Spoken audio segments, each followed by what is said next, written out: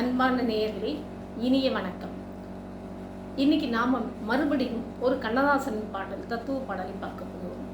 இது எதற்காக இந்த கண்ணதாசன் பாடலை மீண்டும் மீண்டும் கூறுகிறேன் என்று சொன்னால், நிறைய பேருக்கு வேதம் படிச்சியோ அல்லது நிறைய மந்திரங்கள் படிச்சியோ தெரிய வேண்டிய விஷயங்களை இவர் ரொம்ப சிம்பிளாக அப்பயே அந்த காலத்திலேயே ரொம்ப அழகாக எழுதியிருக்காரு. அது ரொம்ப ஒரு அருமையான ஒரு சிந்தனைன்னு கூட சொல்லலாம். அதில் ஒரு படம், குழந்தையும் தெய்வமும், கண்ணதாசன் எழுதியிருப்பார். பிறந்து வந்த போது நெஞ்சம் திறந்திருந்தது, அந்த பிள்ளையோடு தெய்வம் வந்து குடியிருந்தது. பிறந்து வந்த போது நெஞ்சம் திறந்திருந்தது, அந்த பிள்ளையோடு தெய்வம் வந்து குடியிருந்தது. வயது வந்த பிறகு நெஞ்சில் மயக்கம் வந்தது, அங்கு வாழ்ந்திருந்த தெய்வம் கொஞ்சம் விலகி சென்றது. இதில் அப்பையிலேருந்து இப்போவும் இன்றைக்கும் சொல்கிறாங்க, கடவுள் நமக்குள்ளே தான் இருக்காங்க அப்படின்னு. அது யாரும் நம்புறதுக்கு தயாராக இல்லை. ஏன் என்று சொன்னால், எல்லாமே கடவுள் படிச்சிருக்காரு. இயற்கை எல்லாத்தையுமே கடவுள் படிச்சிருக்கும் போது நம்மளையும் அவர் தானே படிச்சிருக்கணும். அதையே நம்ம நம்ப மாட்டேங்கிறோம். புரியல. அந்த தத்துவத்தை எப்படி சொல்லியிருக்காருன்னு கேட்டாக்க, நம்மளோட மனசு குழந்தையாக இருக்கும் பொழுது தெய்வத்துக்கு சமானமாக இருந்தது.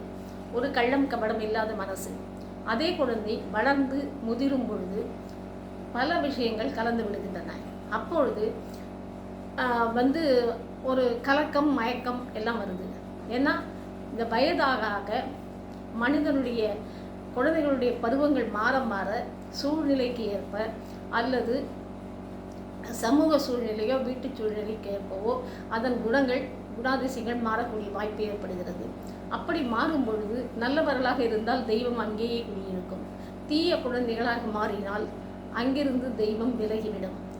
அதுதான் நம்ம எத்தனைக்கு எத்தனை உள்ளுக்குள்ளே இருக்கிற மனசில் இருக்கிற ஆத்மாவை சுத்தம் செய்கிறோமோ அவ்வளவுக்கு அவ்வளவு இறைவன் சந்தோஷப்படுவான் என்று சொல்லப்படுகிறது.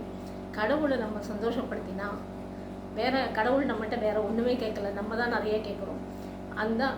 ஆனால் அவர் அதை நம்மளுக்கு நிவர்த்தி பண்ணுவார். அந்த சந்தோஷத்தை மட்டும் நம்ம செய்யணும்.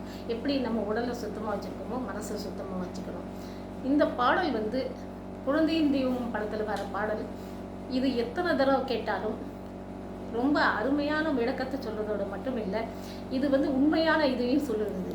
எப்படின்னா, உச்சி வெயிலில் சூரியன் மேகம் மூடுகிறது, உள்ளம் என்னும் சூரியனை கோபம் மூடுது. உச்சி வெயில் சூரியனை மேகம் மூடுது, உச்சி வெயில் சூரியனை மேகம் மூடுது, நம் உள்ளம் என்னும் சூரியனை கோபம் மூடுது. காற்று வந்தால் மறுபடியும் மேகம் மாறுது, காற்று வந்தால் மறுபடியும் மேகம் மாறுது. பேசி கலந்து விட்டால் நேசம் மாறி கோபம் மாறி நேசமாகுது. குழந்தையும் தெய்வமும் குணத்தால் ஒன்று, குற்றங்களை மறந்து விட்டால் மனத்தால் ஒன்று.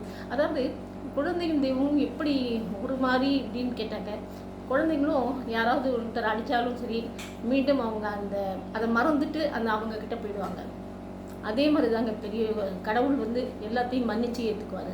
அதே மாதிரி குழந்தைகளும் நம்மக்கிட்ட மறுபடியும் வரும். எனவே நீங்களும் குழந்தையாக இருங்கள், கடவுளாக மாற பாருங்கள். நன்றி, வணக்கம்.